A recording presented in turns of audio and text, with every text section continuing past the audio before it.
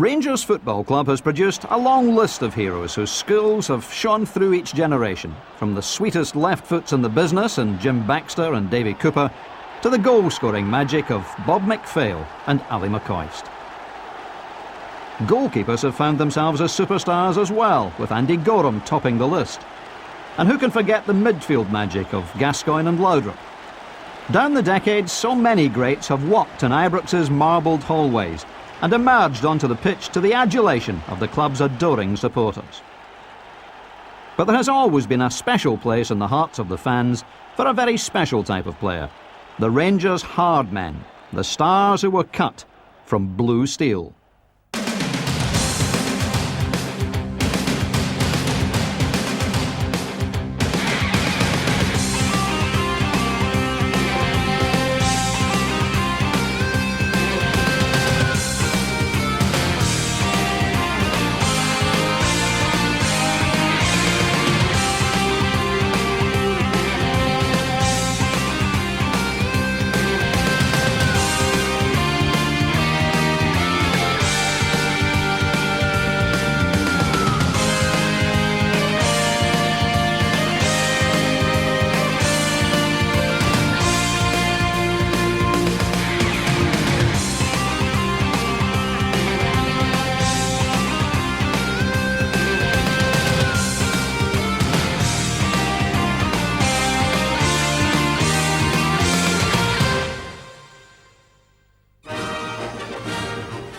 Playing for the jersey has become a sentiment all too often lost in the high-octane, high-finance world of modern-day football.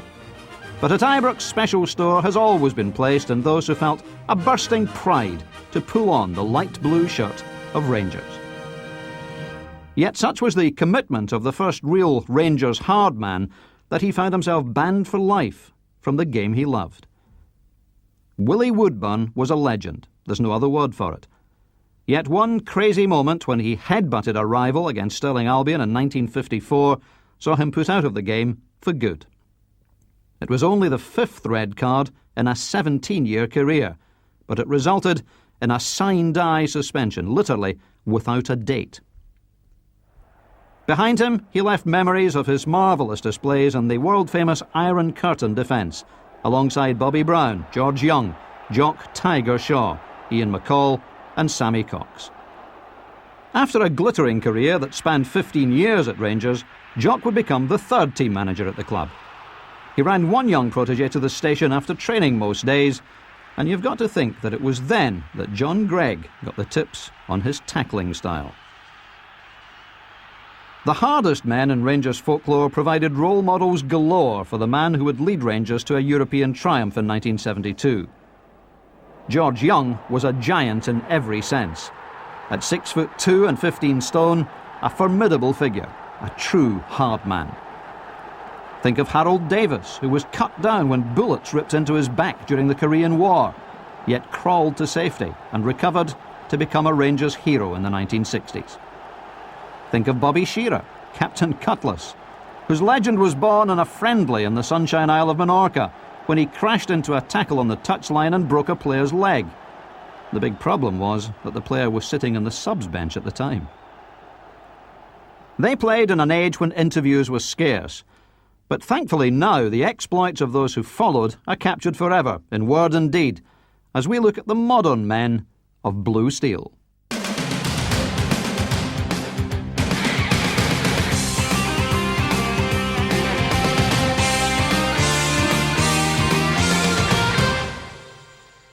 Nice move building up here. Stewart trying to find Gilzine. Gilzine the outside of Greig, but Greig a very good recovery tackle indeed. John Greig holds the cherished reputation of being the greatest ever Ranger. Park losing to Greig. Greig swerving down on Cruikshank. And the ball touched in by Derek Johnston. An inspirational figure on the park, he led by example, earning the loyalty of everyone he played alongside.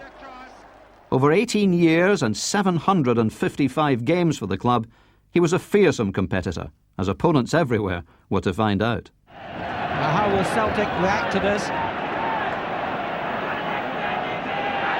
There's the answer. Joe Greig trying ahead of there, appeals that he had been fouled. The referee waving play on. For a moment, he gave the Celtic fans some hope there. He appeared to run to the spot, but waved play on. MacDonald. McLean. Russell must score. Greig, in fact, finishes it off. John was what you would say probably the greatest captain this club has ever had. He led by example. And he wouldn't ask you to do something that he couldn't do. But if you were ever short of a wee thing or something wasn't happening, John made sure that you applied yourself properly. And that's what all good captains have to do, because it's not about the individual, it's about the team. And because of that, we had a very, very successful team. John could chip a good winger as well, you know. I always relate to one of our first games at Parkhead I ever played in. It would be the middle 60s. And it was New Year's game. And in these days they didn't have undersoil heating. And there had been a cold spell. And what they did is they put down the hay. And the hay was all over the park. They used to clear it. And it would be just cleared about a yard from the actual touchline. And I remember this day that John was playing left back that day, and wee Jimmy Johnson came down the wing and tried to do his wee shimmy, and John went in for a tackle, and the next minute Jimmy was lying in the hay getting up in the wee head with bits of straw hanging out it. That was quite funny. He's turned up towards the halfway line. Johnston through to Jardine. Jardine working his midfield triangle, left foot shot, and it's a good one, and it's there! A sensation! But perhaps the greatest show of collective steel to be shown by any Rangers side was in the 1972 European Cup Winners' Cup. First of all, the mighty Bayern Munich were overcome in the semi-finals. And then leading the players to glory against Moscow Dynamo was John Greig. But what most didn't know was that John actually played against the Russians with a broken bone in his foot. What greater example of blue steel could there be? You yourself have been fighting hard against this ankle injury. I know you've been getting treatment right up until the very last minute. How do you feel about playing with an ankle that might perhaps give you a wee bit of trouble? Well, I've had a few of these, but after the years I've played now. But my biggest problem has been that the season actually finished a couple of weeks back, and there's not been any games apart from the 2 friendly games we've played. And the grounds were a bit hard, and I only played in half an hour in both of them. But they served their purpose, and I'm looking forward to the game Wednesday. I hope I'll be fully fit. Dangerous. Steen. Magnificent goal. Magnificent goal. Comes to Smith. Smith almost overrunning it, but keeping possession nicely. Smith now chopping it across with his left foot. Chance for the Johnston, and it's there.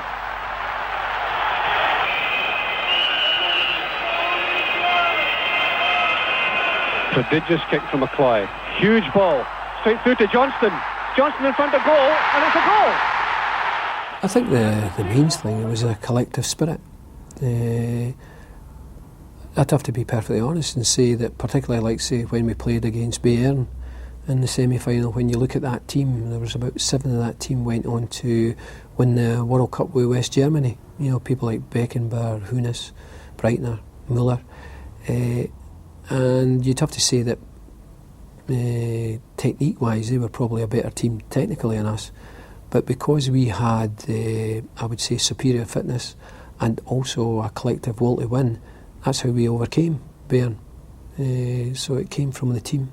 We played a lot of really good teams, Sporting Lisbon, you know, Torino, and also Bayern they were just coming to the fore. So when we put them out, we knew that, to be honest, to put that quality opposition out and then to fail in the final would have been a really bad result for us. And we realised how we had got to the final because of the determination and a lot of things like that. And so we were a very determined bunch of players that went out that day. Inspiration from that great triumph surged through the Rangers teams of the next few years. And on the domestic front, trebles were won in 1976 and 1978. According to Sandy, there were 3 men who in their own way were inspirational figures. 2 are long remembered for their strength off and on the park. We had Jock Wallace there, and one of Jock's, how would you say it, one of Jock's strength was that he was very good at motivating people. I mean, I always believe that motivation comes from the individual, But if anybody was a wee bit short on motivation, Jock had it in abundance to basically drive it home into you. So because of these factors, and Jock placed a lot of emphasis on being up for the game, the correct attitude, and get into them. We had that in abundance. McLean taking this kick. Score 2-all. Connolly covering. Touched it. Forsyth just got that one finally. Well, Tom Forsyth was very, very hard, but Tam was a really quiet. Off the park, you couldn't get a quieter person. Tam didn't want any hassle, he was very quiet. And it's hard to believe that basically when he went on the park, he could turn into be quite ferocious. I mean, I played with Tam for many years, and gee, some of these tackles were ferocious. And I was just glad I was on the right end of it. I mean, but I remember one time we played Juventus, the time we beat them in the European Cup. This would be about 78, 79 or something like that. And no, it was later, 1980. And we played them over there first. And there was this Italian hard man in the middle of the park. I forget his name, but he was very famous. He was in the international team, and he was going about sorting out every one of the forwards and that. And I remember he ventured a wee bit further up the park, and Big Tam came charging through, and he sorted them right out, But as I say, Tam was really, really hard. He used to come in after games, and if you played in these days, sometimes the parks, as I say, weren't too clever, and you would get skin and gravel rashes with the tat, and we would all be like a lot of wee Nancy boys going into the bath, going, "Oh, that's sore," or all that, and try to get the grit and dirt out of it. No, Tam, straight into the hot bath, get the big scrubbing brush and just scrubbing away to get the dirt out. Oh, he was as hard as nails, But the man who made the biggest impact on him during that period was a dynamic player who fought above his weight and was the beating heart of the side in over 500 games. I mean, a lot of people associate having a bit of steel and strength with being big physically, but it's not the case. I mean, one of the players I played with probably had the greatest determination ever to win in my time would be MacDonald. MacDonald was a really skillful player, scored a lot of important goals in big games, but we Doddy had great inner strength and a great will to win. MacDonald's 12-year career ended in 1980, along with so many other great players of that era. John Greig swapped the captain's armband for the managerial chair, but as his former teammates retired or moved on, he found it increasingly difficult to deliver the results and the trophies the fans expected. He resigned in 1983. Jock Wallace returned to the scene of his former glories, but he too was to find little success second time around. As Rangers slumped to 5th in the league, a radical solution was required. As a club, we are indeed honoured to welcome Graham to our club as one of the top players in Europe or in the world even. And he has played under Bill Nicholson, Bob Paisley, Jock Stein. So he comes with a great pedigree.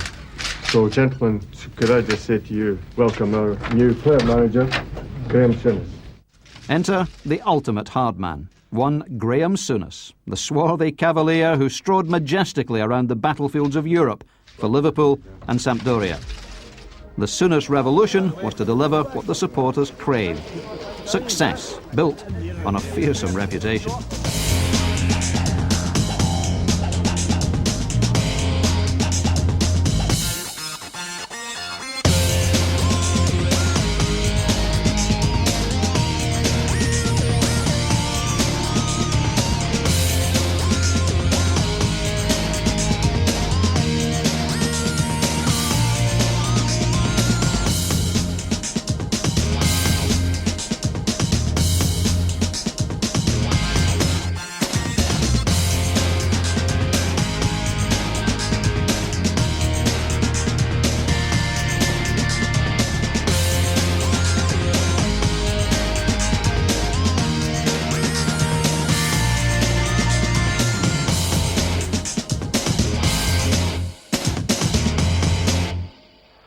During his reign at Ibrox, Souness was to sign some of the hardest characters around, including Graham Roberts, Ian Ferguson and Terry Hurlock. And to start it all off in 1986, he brought in the best central defender in the world at that time, the England captain, Terry Butcher. And his advice was straightforward. Get stuck in, make your presence felt, get the players together, just go and wind them up, and let's get a spirit together. And if you've got people like David Cooper and Alan McCoist, Ian Durant, people like this at the club, you're going to have a bit of crack and a bit of spirit in the dressing room as well. And very soon that came onto the training field when we started the pre-season. It was generally a case of, we didn't want to go out and be, necessarily the Leeds United, as it were, and the Norman Hunter sort of syndrome of going out and kicking people and doing all this sort of thing. There's a lot more to us than just doing that. A lot more to us in terms of playing football, having players with the ability on the ball, having players who played at the top level in World Cups, and trying to get that through to the players. Up goes Butcher, off the post. It's McCoist. McCoist does it again.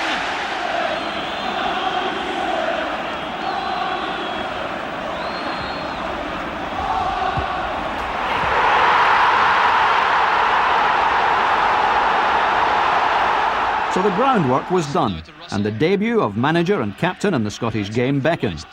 It was fireworks from the off. Light the blue touch paper and retire to a safe distance. The first game was an explosive affair, and one which caused Terry to rethink his approach to the game here. I had to adapt my game very much. I had to adapt my game to Scottish referees, put it that way, from the word go. I mean, in the first game against Hibs, we all know what happened to the manager. He was sent off. Good play from Souness. Immediately under pressure though from Beattie. Well, that's an aspect of the Scottish game with which Graham Souness may not be familiar. Graham Souness has been ordered off. I was part of the scuffle as well in the middle of the pitch. I got what was called a caution then. I think we got 2 points, which it was then worth.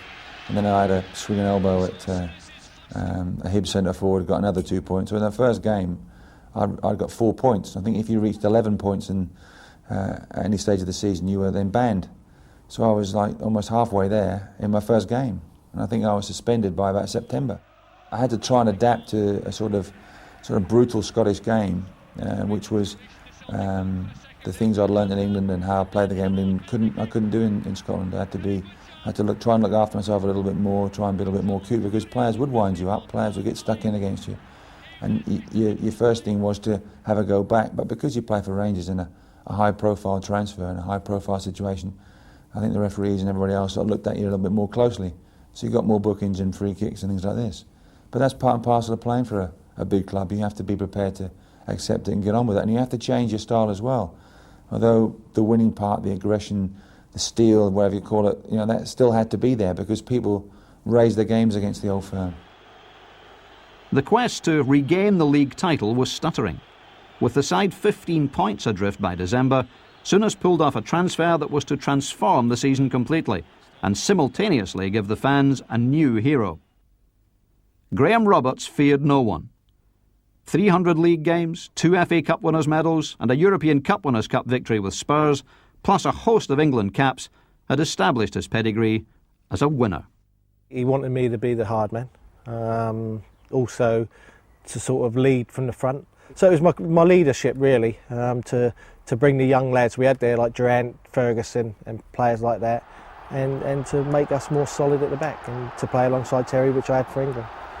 Like my first game was against Dundee United, and I went up there and we played at Ibrox and we won 2-0, and I made I think it was the second goal, and when I clattered the goalkeeper, and I think I won the hearts of the Rangers supporters there. But you could see in the likes of the centre forwards playing against you that they were looking over their shoulders before they were getting the ball, and it made your job a little bit easier than what it did in England. I always said something to them, just a little whisper in their ear of what they're going to get, and at the end of it, they were always looking over their shoulders. So I don't change my reputation for anybody. I still do it when I'm playing now, even in the ex-Rangers players. I ain't going to change my attitude now. The defence, led by Butcher and Roberts, conceded a paltry 18 goals throughout the season, and the championship was won on the second last day in controversial circumstances at Pittodrie. It's a bizarre sort of afternoon really, because of Falkirk's result at Celtic. In the final 5 minutes we knew we were champions. So, in the end, he didn't bother that you could have lost the game 6 or 7-1 because it was 1-1 at the time. But your pride and everything else and the resolve that you had, you didn't want to lose. And we ground out the final 5 minutes down to 10 men, of course, because the manager had been sent off in the first half again. So we just ground it out and made sure that we got the point, but we're also champions as well.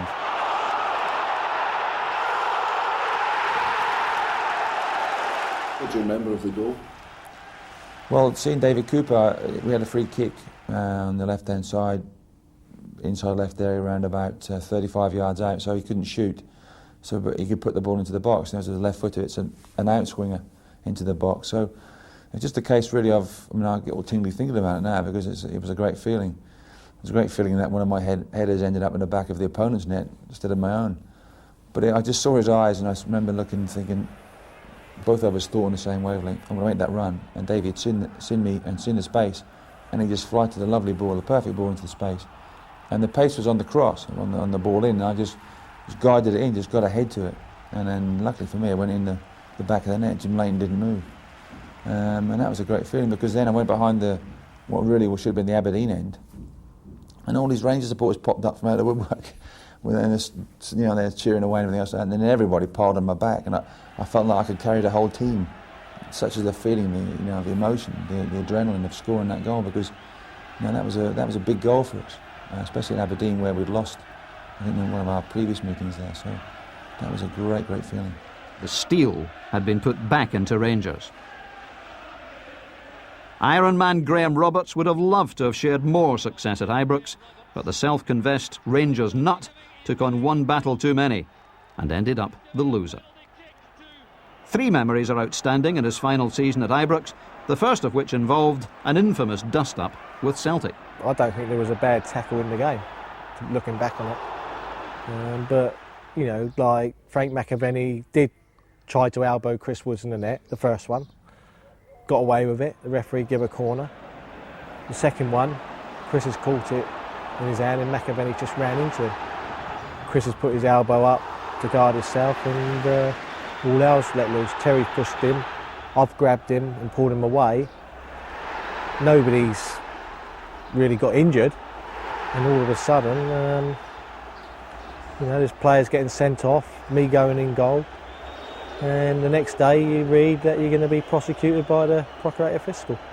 Terry and Chris got charged for what, I don't really know, but I was not proven, and that's life, you get on with it. But at the end of it, I just think we were made scapegoats, and I would never ever change my mind on that. Rangers were 2 down with 9 men in the park against Celtic's 10. But with Richard Gough now in the team and a never-say-die attitude, Rangers stormed back. Those who were there say they've never heard a louder roar than the one which greeted Rangers' equaliser. He's made it! Rangers are right back in the match. McCoist with his 19th goal of the season, and Ibrox erupts once again. And this goal, a tribute initially to Ferguson and then to Richard Gough. Now just look at the quality of this pass from Gough, opening up the Celtic defence, and McCoist so deadly coming in from the flank, inside of the post, into the net, and Rangers are right back in contention. Ferguson playing it wide for Durant. Rogan comes to meet him. Oh, that's good running by Durant. He's away from Rogan. The early ball inside. McCarthy did well with the header, but it's Durant again. The last chance perhaps for Rangers. The chance is on for Gough. Richard Gough makes it 2 apiece. And the final minute of the match. What incredible drama here at Ibrox. Richard Gough celebrates. McCarthy did well initially. Durant fastened onto the rebound, lofted this across. McKnight was lost in the middle of his goal. Gough stretched out and turned the ball into the corner. 3 minutes over time, and there goes the final whistle. Rangers have snatched the draw from the jaws of defeat.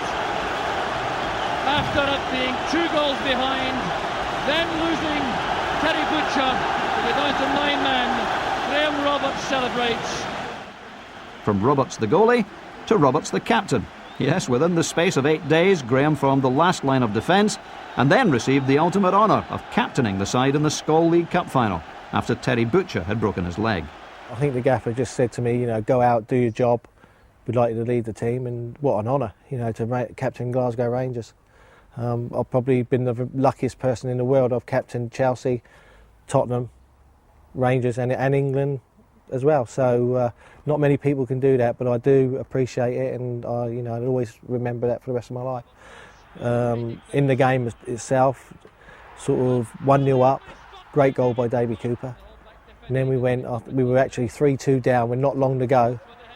We had a free kick, got knocked in, and I was on the far post to knock it down for Robert Fleck, who scored and made it 3-3. We went on to win in the penalties. If Durant scores, Rangers are the winners. There will be no need for any other kick. Perfectly taken by Durant. Rangers have won the Skol League Cup after a match packed full of drama. So that was a great honour to go up and lead the team up and pick the trophy up, and you know, I'll remember that for the rest of my life. Then, from the highs to the lows, just 6 months later, Graham Roberts was to play his final game for Rangers. Ironically, the opponents once again were Aberdeen. The game was lost, 1-0, and a dressing room bust-up then took place between two of the hardest men in the game. Now, for the first time, Graham Roberts reveals the details of a short but devastating exchange of words that ended his run of 69 matches in a blue jersey. We were playing Aberdeen, and it was second to last game of the season, last home game. And we started the game, and I think it was John Brown that got injured. And we all had our own men to pick up from corners. And Scott Nisbet came on, young lad, good player, learning the trade. But Nizzy was lost a bit of discipline and lost the lad Brian Irving from the corner, and he scored the winner, made it 1-0. At the end of the game we walked in, we're all disappointed. The gaffer's not very happy, and he started ranting and raving, and I was sat there, and he's looked at me and he's gone, it was my fault for the goal. And I said, well, I just couldn't think of what he was trying to come to, and he said, well, you're the captain, you should have picked him up. And I said, well, you can't pick up two people, you know, and the bottom line of it was he blamed me for the goal and I wouldn't have it. And I said, no, I'm not accepting that. And he said, well, you will accept it because you won't kick another ball for this football club. And that's all it was said. And I was disappointed. I had a shower, and he said, pick your boots up as you leave, you will not kick another ball for this football club. Yeah, I talk to him all the time now. It's, you know, that's football. What I've understood since being in management, the manager's always right. But it was a sad way to leave. So, the fans' favourite hard man was gone. Terry Butcher remained, and Richard Gough. John Brown, Ian Ferguson and Stuart McCall joined him as the Souness Revolution Part 2 began in earnest, a process which was to continue with Walter Smith and lead to 9 in a row and some famous European battles. Strong men, each and every one of them. They were joined over the years by others such as Nigel Spackman and the irrepressible Terry Hurlock.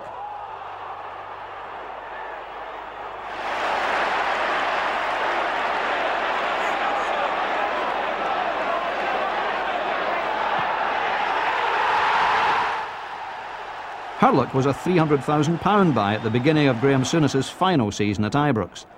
Famed for his approach at Millwall, he was to be famously described by his new gaffer as the only man I know who's harder than me.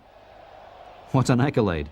And in his 10-month career spanning 39 games, the Cockney governor terrorised the Scottish game. The fans loved him, presenting him with 13 Player of the Year awards. And to this day, the feeling is mutual. Terrific times, the terrific club, terrific supporters, and I enjoy my football. Yeah, there ain't no negative bits about it. It was a different play to Mill. Mill just hit the ball straight over the top to Teddy Sheringham and Cascarino, and it missed the midfield out quite a bit. And all you do is you just got tight with them and got the knockdowns off it all. But when you went to Rangers, it was all like playing from the back and this and that and that. And I just like getting the ball and just giving it to Trevor Stevens. Them sort of players. Mark Waters, and letting them get on with it, which made me look a better player, and it was better for me. I didn't have to do too much, just win the ball and give it nice and simple, which was a lovely way to play football. Terry's approach to the game was ingrained by his father. Well, I've always been that way. I've always played that way. You know, I just can't help myself. I've always played that way. The old man said to my dad, you know, if you go in half-hearted, you're going to get hurt. And then I've always stood by that, and it is true what he said. You go in like fanny about, you come out, you get hurt. Mill fans loved it, you know. I mean, they love all that. They love 100% over there. Same as at Rangers. You know, exactly the same supporters. And I love both clubs, both sets of supporters. The players, though, put him through the usual initiation ceremony. I mean, I don't think a lot of them even heard of me, but no, they was good as gold. I mean, when I first went there, we had a five-a-side and I couldn't even get near the ball. It's so quick. And Souness shouted out, well, you're allowed to join in. What have I bought here? So that was me the first day, trying to get hold of the ball, the five-a-sides. Souness, yeah, down south and all that. I got all that treatment. Till I kicked Durant in training. Livened him up a bit. Yeah, I always got that soft Souness treatment.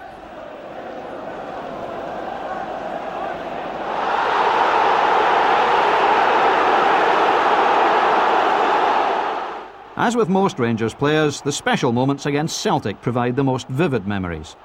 Tackled, I can't remember the midfield player, tackled somebody and he went down and the supporters thought it was a foul, the Celtic supporters. I don't think it was never a foul, I don't think so. And the ref played on and I got the ball and I give a pass through to Ali and I think he scored. And that was like a lovely moment for me. Flag still McCoist! Well, he scores in the most controversial of circumstances. 53 minutes gone. It's Celtic 1, Rangers 2. Ali McCoist has scored. Well, that's a golden rule. You play to the whistle. All the Celtic players were annoyed on the Hurlock tackle on Fulton, but the Rangers played on and full marks to Ali McCoist. A tremendous composure, walks round Paddy Bonner and stuck it away. I mean, the atmosphere was out of this world. I mean, even in the change room, you was, you know, it was hustle and bustle, and you know, you couldn't wait to get out there. You know what I mean? Just wanted to get out there amongst it and get involved with it all. But yeah, I scored against Celtic actually, the 1-1 draw, and it was against Paddy Bonner, I think. And I went for a shot. I think he deflected somebody. I don't like saying too much about that, but I mean, Mo Johnson was lining up to take it as well, and he went, "Leave it, Zell." And I went, "You having a laugh?" And I pinked it, and it went past Paddy Bonner. But I can remember running like that, and I was going to pass out. I was going to party. But I can remember that goal. Terry Hurlock may now be 400 miles away from Ibrox, but he believes there's a certain style of play which makes Rangers special. You need someone in there that's a steady, that's going to hold steady and just, you know, like McCall or something, you know, like Stuart when he played up there, you know, you can depend on him holding in the midfield and dishing a little bit out, can't you? Them sort of players. But I think you need that balance. Barry Ferguson, I think he's only a young lad. I think you should build a side around Barry. I think he needs his, he needs somewhere like when we was playing. I just used, like I said earlier, just win the ball and give it to the likes of Trevor Stephen and Mark Waters. Perhaps he needs someone like that can win the ball for him and let him go and play with the ball, you know. Perhaps that you know, Rangers will be a better side for that, I think.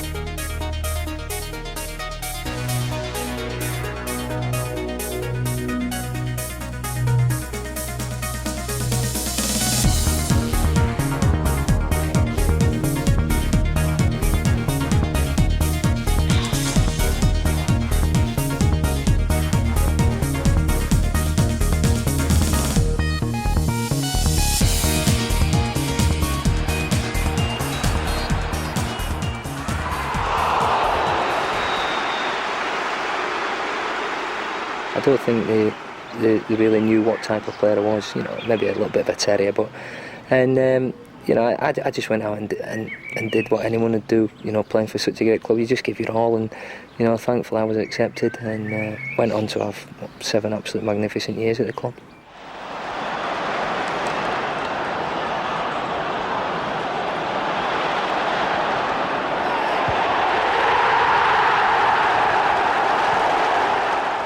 McCall played 193 games for Rangers, winning 5 league championships, 3 Scottish Cups and 2 League Cup medals. Well, the pace just continues. This is great play by McCall. Peatley lays it off, it's Ferguson! Along with Ian Ferguson, he provided the midfield strength which carried the team through many torrid ties. A natural energy and tenacious tackling often overshadowed a deft passing touch. But according to the greatest foreign player to pull on the blue jersey, he was one of 2 players who were indispensable in the 9-in-a-row years. I think especially Richard Gough, who for me was an outstanding captain and defender. I think he was one of the players that in games where, let's say, the skill of players like Paul Gascoigne or maybe myself or Mark Higley or McCoist that couldn't do it, then he would roll up the sleeves and say, okay, let's go out and then we'll try and win this game and with strength. And he was certainly great at that.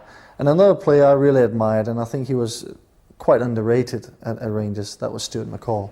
I think he's one of the best midfield players I've played with in his way. You could find players who are more creative and more elegant, but in terms of strength and being an engine in midfield, he was outstanding. And I think he saved us in a number of games. Come on, Broxy. Stuart Tybrook's career ended in 1998 and he now lives and plies his trade down south. But Rangers will always be his first love. And he can pinpoint the game which bonded the first team he played for and showed the indomitable spirit for which they became famous. I remember the Scottish semi-final against Celtic, which I think was, I've gone on record as saying sort of the night the team was really born and a new team came. Walter's team finally, came to light then. David Robertson got sent off after 6 minutes. I think he caught Joe Miller around the neck somewhere, and rightly so, he was sent off. Hampden, it was a cold, miserable, wet, rainy night. One of the first games to be shown live on actually Sky TV, so it was going to a big audience. And just before half-time, I remember winning a ball and slipping it to the old golden one, and he did his duty as he always does normally against Celtic and put it in the bottom corner. Here's Tom Boyd. O'Neill forced to hurry there. It breaks from McCall. He has McCoist inside. That's for Ali McCoist. And Rangers are ahead. It's a magnificent goal from McCoist. The Rangers end went, absolutely mental. And we held out the second half. I mean, we had a lot of injuries. We were down to 10 men, backs to the walls, and we came off that night in that dressing room. It was as if something had been formed. A trust. We relied on people that night, and everyone did the job and stuck together. And I think that it was built from then. I think if we'd have possibly lost that night and Celtic had gone on, it could have been Celtic that went on to a bit of domination. But from that day, it was great times. Every supporter has favourite moments from great Rangers games. But for the players, there are defining matches. Without doubt, one of the club's greatest seasons was 1992-93, when the team went 44 games unbeaten and came within a hair's breadth of the Champions League final. We had some tremendous characters in the team. We had, really good football players. But I think the first part of my era there, the first few years, were made up with, we didn't have a Gazza or a Laudrup or a Big George, for example. It was a 11, 12 or 16-man squad, whatever, that were, all determined individuals, but team players. What we maybe lacked up with individual skill and flair, we certainly, never lacked it in the determination department. Everyone always looks back to the 92-93 season when we won the treble. We were behind in probably at least a dozen games that season, but never lost any of them, and we never felt we would do. With the likes of Goffey and Bomber at the back, great leaders, both of them. Andy Gorham in goal goes without saying. Ian Ferguson next to me, middle of the park, you know, a great competitor as well, and you know, love Rangers. Like Ian Durant and McCoist as well. You know, we all had that desire and love, you know, and bond with each other. You know, which formed, you know, over a couple of seasons. Training was the best I can ever imagine, because it was so competitive. Every training session, I know you say about injuries and stuff like that, but if you've got a desire, and, you know, wee niggles, like if you've got a major injury you can't play, but wee niggles, you just dust yourself down and you get on with it. But to go in there on the Monday mornings, it was the best feeling, because there was so many characters in the dressing room, so many great players that you're going to learn from. And from, no disrespect to Dundee, but majority of the time I was a regular there, whether I'm playing well or whatever. You know, you were in the side. To go to Rangers, your training had a big bearing on. Manager would look at you and see how you're training, and if you're maybe not in top form, then he's got a big squad, you know, so he's going to pick what he thinks, who's looking good at training. So it was very competitive, and I thought every training session, the players and guys like Ray Wilkins, I've got great respect for all these guys. I've watched them at World Cups and your Terry Butcher, and they were fantastic. But you know, a lot of people mention all these guys, but great respect for McCoist, for what he went through and the hard times, because I played against him in these days, and he to come through what he done and to be the top goal scorer for Rangers, fantastic. One of the top players ever to play for Rangers. Then great. I love just going in on a Monday morning. Training sessions were very competitive.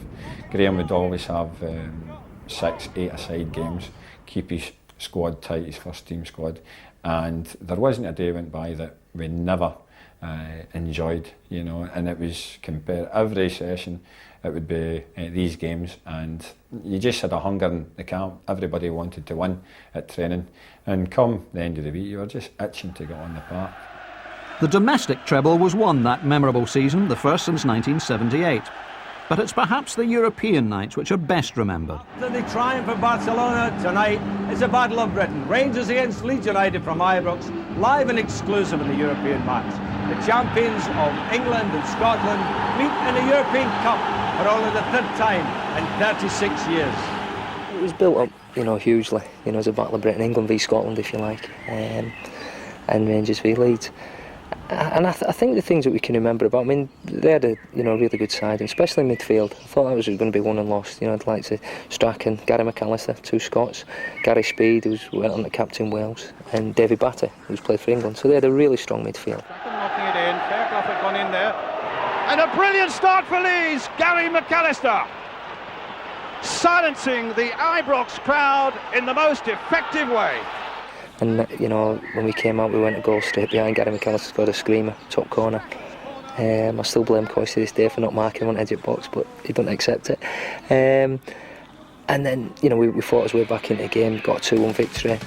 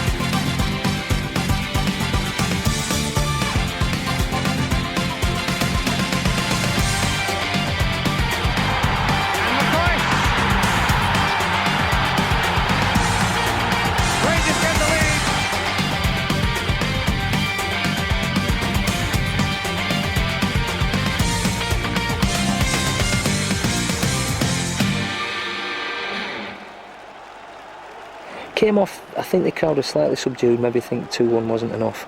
But we knew in the dressing room after it, I wasn't saying it would be enough, but we're confident of always going down to Ellen Road and scoring.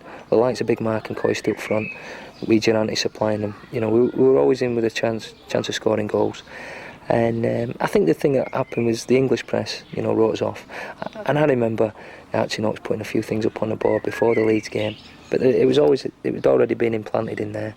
And even some of the great Leeds United players, the Scottish players, you know, I remember people like Peter Lorrim and Eddie Gray, people like that, late Billy Bremner, had said they definitely thought Leeds would be a lot stronger. You know, maybe the Scottish League wasn't strong and Leeds would definitely not only win but win handsomely. And you know, nothing could have given me as well more pleasure. It's a Battle of Britain Part 2. Leeds against Rangers, the champions of England against the champions of Scotland. For the winners tonight, the prestige and riches of the European Champions League and the prospect of winning the European Cup. The outcome really on a knife edge here at Ellen Road. Rangers leading 2-1 from that first leg, and a nation, I dare say, once more on the edge of its seat. That really could be a decisive moment. Their lead now is...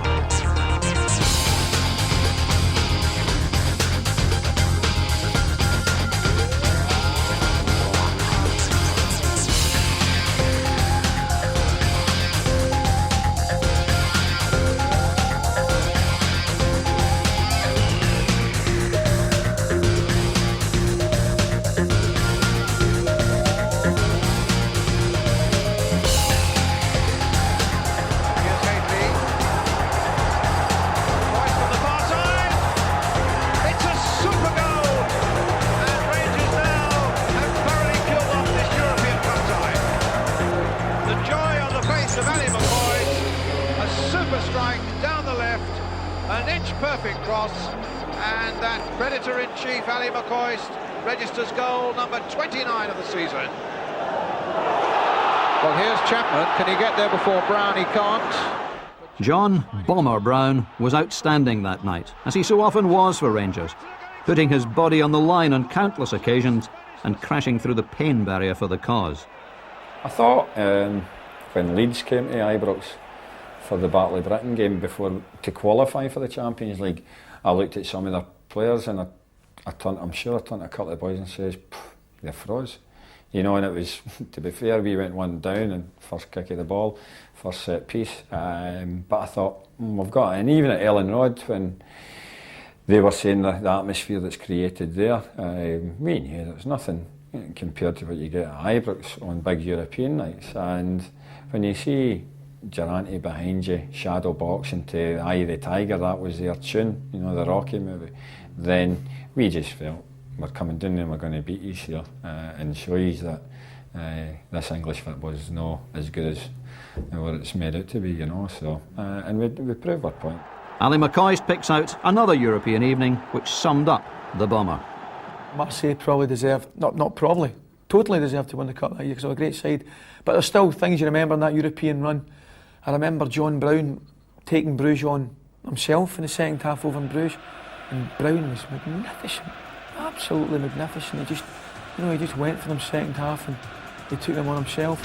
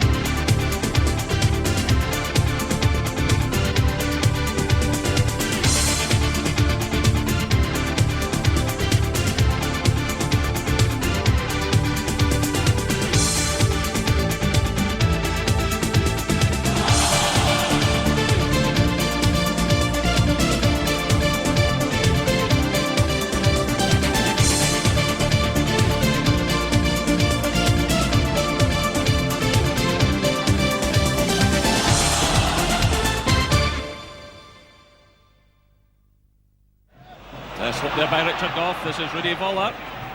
John Brown's with him. Goff's going in there again, and they've left a gap. And Boxic scores for Marseille. Suzy. Voller's in there with Presley. Oh, a disaster for Rangers. Rudy Voller makes it 2-0. Finds Durant. Pellichenko's breaking in the left. That's a good ball from Durant. It's Wiggins through the middle, so to is Hitley.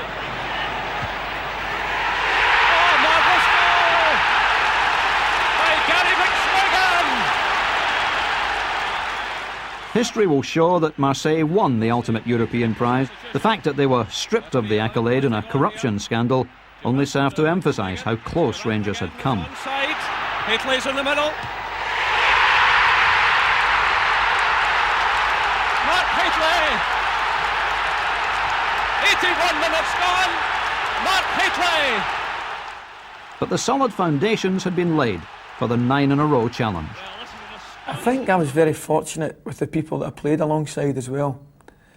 I played alongside a lot of guys who were really, really strong professional players that wanted to win and wanted to do well and wanted to give of their best every training session and every match. And that rubs off on you, you know. When that rubs off on you, you realise about what being a professional footballer is all about. And I like to think, you know, because of the guys I played with, Butchers, Goffs, Laudrups, Gascoignes, Durants, Wilkins, I could go on and on. But truly, truly great football players.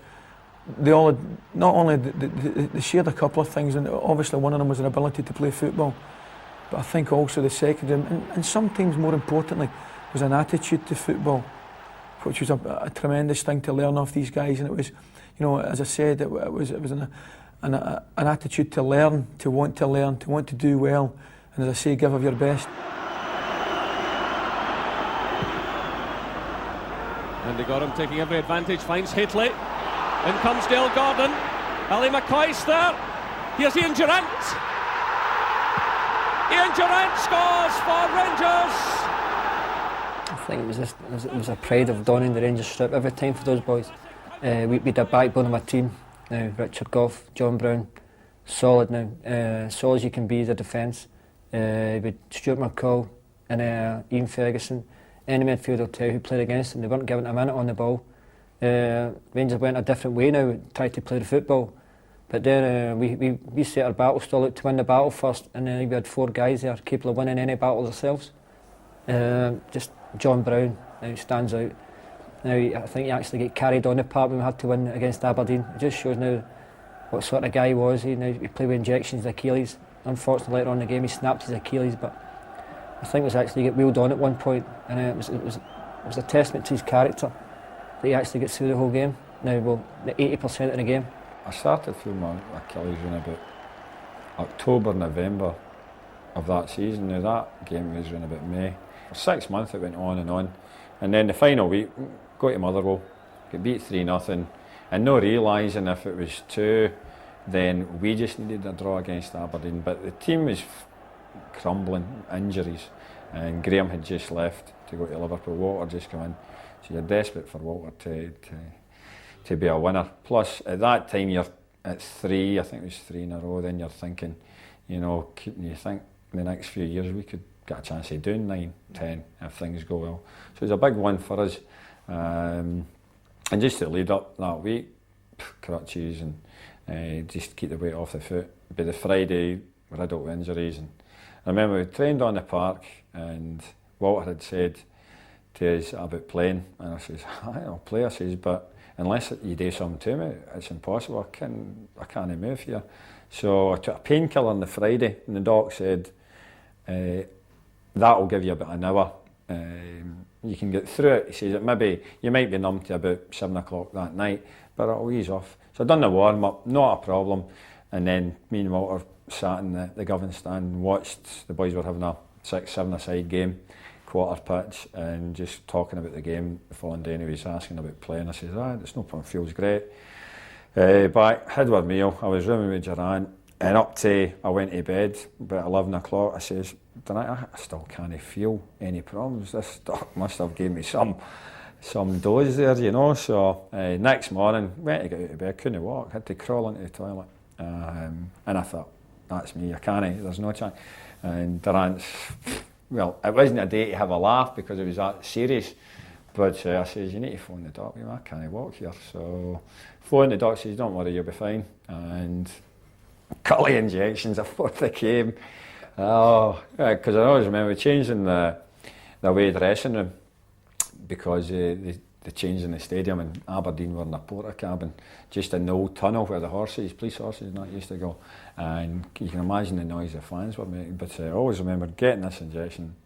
And then Big Hateley's goal, everybody remembers Walter's cross, and then the second one just finished. And one of the days that what you've went through, you can feel the old tears coming in the eyes, you're ready to go, you know. Then you get your emotions back. But just everything you went through, it was just a relief. I knew that season we were 2-0 up against Aberdeen, and I always remember they came back in a league game and we drew 2 each. I think Jim Bett scored one. So that was always in the back of your mind. But that day, 2-0, nah, they're not coming back for this. And then Achilles just goes, that was it. Richard Gough, now you don't get a nickname like Lionheart for nothing. And I'm sure he proved that many a time, what sort of great servant he was to Rangers. The 2 midfield terriers.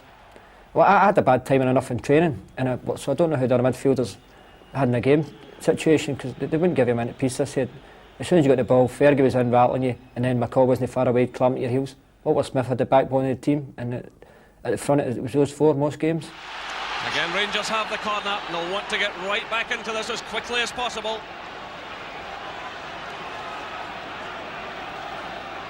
Well, Gough will be unhappy that he failed to get that cross away. Here's Gascoigne now, can he produce some magic? Still it's Gascoigne! Oh yes! A tremendous goal by Gascoigne! As even more skill and guile were added to the team as each year ticked by in the quest for 9 in a row and further success in Europe, the backbone of the side stood steadfast. And for Brian Laudrup, that blue steel was an essential quality, and illustrated perfectly in that final, successful 9th season. It's as important as skill. I think that made the Rangers team so good, was that you had players with tremendous aggression in the game, physically tremendous presence, and then you had players who maybe add that wee bit of extra, a little bit of magic, and we had that in those years.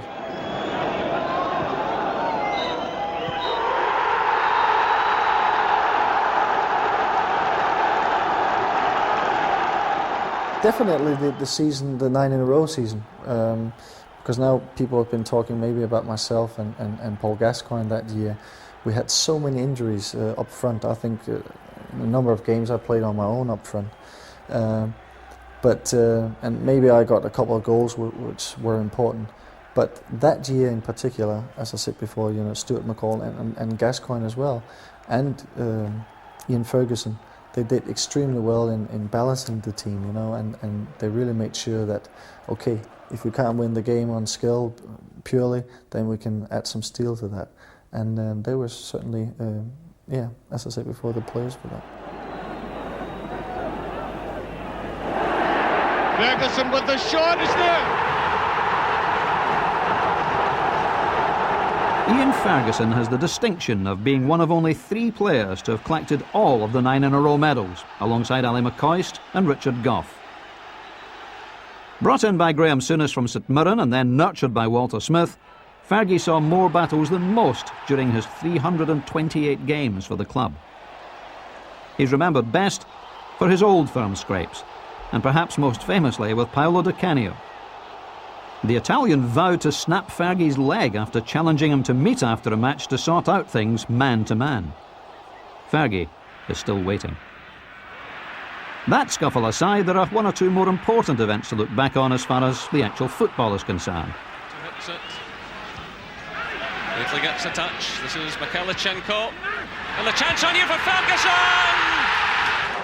Albert, second attempt. Plays it out to Ian Ferguson. There was method in that madness. A great shot by Ian Ferguson, and that is 5-0, and that was superb play initially. Some supporters see Fergie as the last of a breed, the fan-turned-star who wore his heart on his sleeve and gave his sweat, tears and blood for Rangers for over a decade. His final appearance in the light blue came in the treble-winning Tennant Scottish Cup final in May 1999.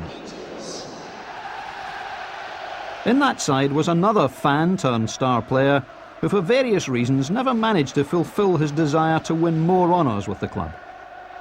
Colin Hendry, known affectionately to football fans everywhere as Braveheart, was a committed Ranger, and his performance that afternoon against the club's greatest rivals bore testimony to his never-say-die attitude.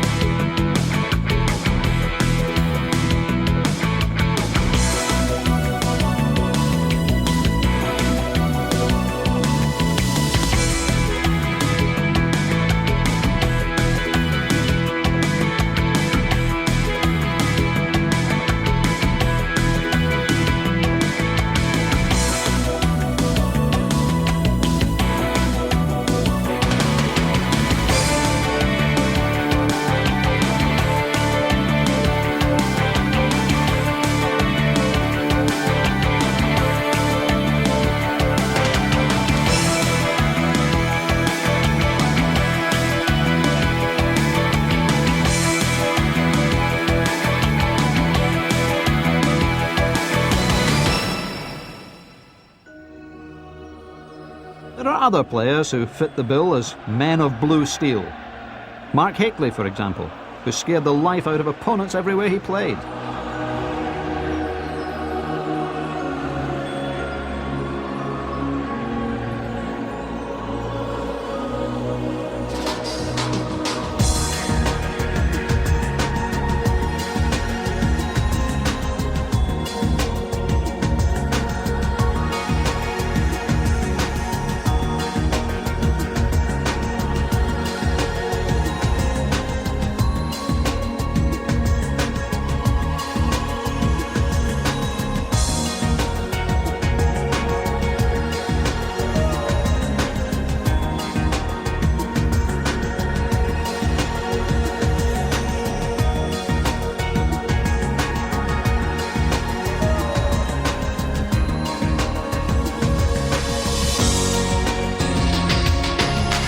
Mark Hickley was the first player I met when I actually signed for Rangers, and he was some character him as well, and but a great player, great friend of the years I was there, and such a prolific goal scorer. So and I thought, you know, especially the 2 first years I was there, that he was, you know, I could always go to the byline, put in a cross, and then he would finish them off. Comes in from the far post. Brilliant play by Mark Hickley. He had tremendous presence. I mean, his physical presence was awesome, and he was, you know, feared for his heading skills, especially. So I think he was of tremendous importance for our team.